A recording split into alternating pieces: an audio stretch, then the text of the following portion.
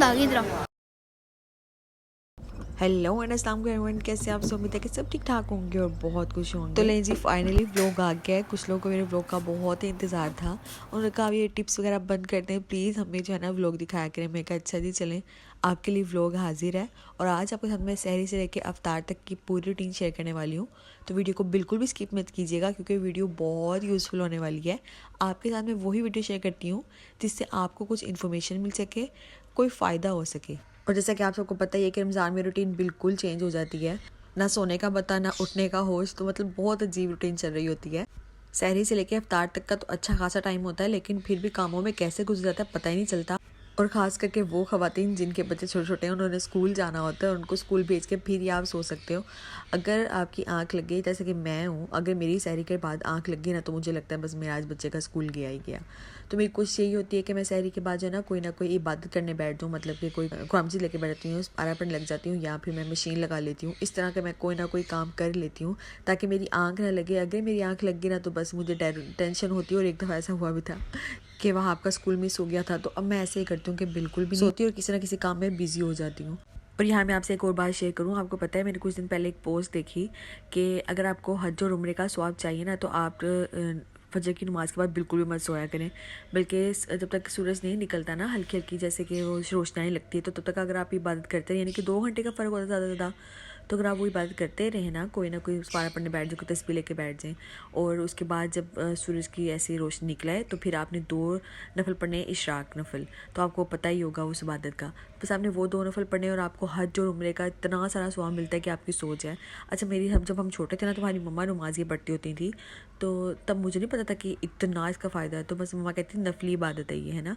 तो लेकिन अब जब मुझे पता चला, मैं कहती हूँ वाह यार, मतलब कि कितना कितना स्वाब है छोटी सी बात का। और ख़ासतौर जब आप रमज़ान में कर लेते हो तो उसका तो डबल ट्रिपल स्वाब हो जाता है। तो मैंने ना कुछ दिन से ये बात भी स्टार्ट की है।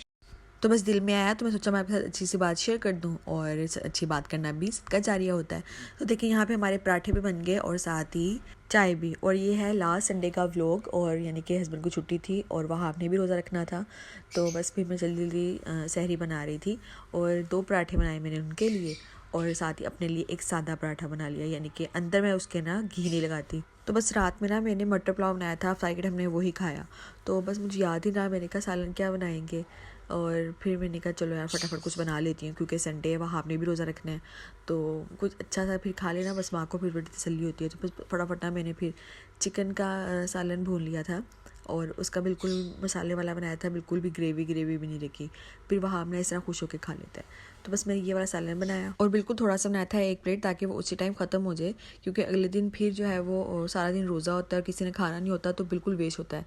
इसलिए मेरी कोशिश यही होती है कि इतना बनाऊँ कि उसी टाइम जो है वो खाया जाए। तो बस सहरी करने के फ़ौरन बाद मैं किचन में आ गई थी, और ये बर्तन जो साइड पे आपको नज़र आ रहे हैं ना, वो मैंने फ्रिज से निकाले हैं। तो बस तुम फ्रिज से निकालते ब्रो, फिर भी पता नहीं कहाँ से आ जाते हैं फ्रिज में बर्तन, और फ्रिज फुल हुआ होता है रमज़ान में, कुछ समझ नहीं आती है। तो बस यहाँ पे मेरे बर्तन वॉश हो गए थे, शुक्र अल्हम्दुलिल्लाह। और फिर मैं जाके सुकून के साथ नमाज़ पढ़ी, और फिर मैं सो गई थी, क्योंकि कोई टेंशन नहीं थी कि सुबह वह आपको स्कूल भेजना है या इनको काम पे भेजना है। और अल्हम्दुलिल्लाह बहुत सुकून की नींद आई। तकरीबन 1 बजे के करीब मैं उठी थी, और उठने के बाद सबसे पहले अपने कपड़े समेटे, क्योंकि एक दिन पहले तकरीबन मैंने रखे थे सारे पेटी में कपड़े, सर्दियों वाले और गर्मी वाले निकाले थे। तो कुछ वॉश किए और उनको सबको समेटना था। तो सेफ का बिल्कुल बुरा हाल हुआ हुआ था, तो मैंने सोचा कि क्यों ना ऑर्गेनाइज़र बनाया जाए, जो कि मैंने खुद बनाया है। इसकी डिटेल वीडियो मैं आपसे बाद में शेयर करूँगी। तो फ़िलहाल मैंने ये वाला काम अपना किया, और उसके बाद मैंने जो है ना अपना रूम साफ़ किया, और साफ़ होने के बाद कुछ इस तरह से लग रहा था। अल्हम्दुलिल्लाह ये वाला काम भी मेरा डन हो गया। अब मैं चली जाऊँगी किचन में। तकरीबन मैंने 2 घंटे लगाए हैं अलमारी को सेट करने में, और इस तरफ से मुझे सुकून हो जाएगा। अब मैं किचन में आ गई थी, और आज का मेरा मेन्यू है जी, कोफ्ते बना रही हूँ, और साथ में मैं कीमे वाले समोसे। कुछ दिन पहले ना मैंने कोफ्ते बना के फ्रीज़ किए, तो थोड़ा सा कीमा मैंने रख लिया था। मैंने कहा इसके ना कीमे वाले समोसे बनाऊँगी, जो मतलब कि फ़ौरन उसी टाइम यूज़ हो जाए ना। तो बस थोड़ा सा मैंने कीमा रख लिया था, बहुत थोड़ा सा है, लेकिन ना मुझे बस ये था कि फ़्रेश फ्रेश समोसे बनाती हूँ आज इसके। तो सच में बहुत मज़ेदार समोसे बने थे। मेरे कहने पे आप एक बार ये रेसिपी लाजमी ट्राई कीजिएगा, आपको बहुत मज़ा आएगा। तो खैर सबसे पहले हमने कोफ्ते को साइड पर कर दिया, ताकि थोड़ा सा डीप रोस्ट हो जाए। दोनों रेसिपीज़ में लहसुन अदरक का पेस्ट भी चाहिए, तो वो भी निकाल के रख दूँगी। और मेरे साथ टमाटर की प्यूरी बना के रखी है, वो भी निकाल के रख दूँगी। अच्छा जी, अब फ्राई पैन के अंदर मैंने ऑयल डाला है, और जो कीमा निकाल के रखा था वो हम इसको हल्की आँच पे बिल्कुल ढक के पका लेंगे, ताकि इस जितना भी फ्रीज़ हुआ हुआ ना वो सब मेल्ट हो जाए। तो दूसरी साइड पे हम प्याज काट के चॉप कर लेंगे। और इस चॉपर तो मेरी ज़िंदगी इतनी आसान कर दी है ना कि सच में मैं अपने आप को दुआएं देती हूँ कि मेरी ज़िंदगी आसान हो गई है इससे। तो मतलब ये ऐसे छोटे छोटे टूल्स होते हैं ना, वो आपकी किचन की लाइफ बहुत आसान कर देते हैं, तो लाजमी लिया करें, मैं तो यही कहूँगी।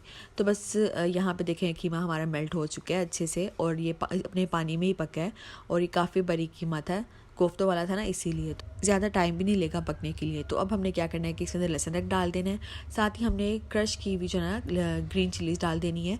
इसको भी मैंने फ्रीज़ किया था आपके सामने, मैंने जब रमज़ान प्रिपरेशन किया था तब डाला था। और साथ ही हमने वही बेसिक मसाला डाल के अच्छे से बुनाई कर लेनी है। और जब इसका पानी अच्छे तरीके से खुश्क हो जाए तो इसके अंदर डाल देना है हरा धनिया, फ्रेश धनिया होना चाहिए, बहुत प्यारी खुशबू आएगी। और जो हमने दूसरी साइड पे प्याज चॉप करके रखा था वो अब हमें इसके अंदर डाल देना है। तो बस एक बार फिर से इसकी अच्छी से बुनाई कर लेंगे ताकि कच्चे प्याज की स्मेल ना आए। और कुछ लोग इसको ना सारा मिक्सर तैयार करने के बाद एंड पे प्याज डालते हैं और फिर इसको जो है ना फ्राई करते हैं, लेकिन मुझे ऐसा नहीं अच्छा लगता है। ऐसे अच्छा लगता है कि साथ इसकी बुनाई हो जाएगी और फिर इसको मसाले को हम ठंडा होने के लिए साइड पर रख देंगे। जैसे ही ठंडा होगा तो फिर हम इसकी फिलिंग जो है ना वो कर लेंगे।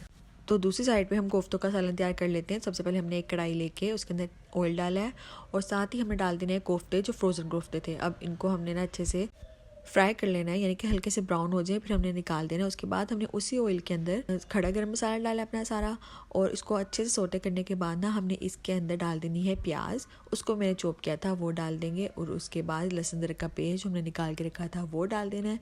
और साथ ही जो टमाटर की प्यूरी बना के मैंने रखी हुई थी फ्रीज़ करके, जो मैंने आपसे लास्ट व्लॉग में रमज़ान प्रिपरेशन व्लॉग में शेयर की थी, वो वाली प्यूरी वो हमने इसके अंदर डाल देनी है। और अब ज़्यादा टाइम नहीं लगेगा, जल्दी जल्दी जो है ना हमारा ये मसाला बन के तैयार हो जाएगा। तो यानी कि बताने का मकसद ये है कि अगर आपने ऐसी छोटी छोटी तैयारी पहले करके रखी हो तो किचन में आपका बिल्कुल भी जो है ना वो टाइम नहीं लगता, और आप बहुत जल्दी जल्दी अपना काम ख़त्म करके बाहर आ सकते हो और अपने नमाज की तैयारी या अपनी इबादत जो भी रमज़ान में करनी होती है हम वो कर सकते हैं। और ना सिर्फ रमज़ान में बल्कि आम रूटीन में भी मैंने ऐसी तैयारी करके रखी होती है। अगर आप मेरे पहले से व्लॉग देखते हैं तो आपको पता होगा।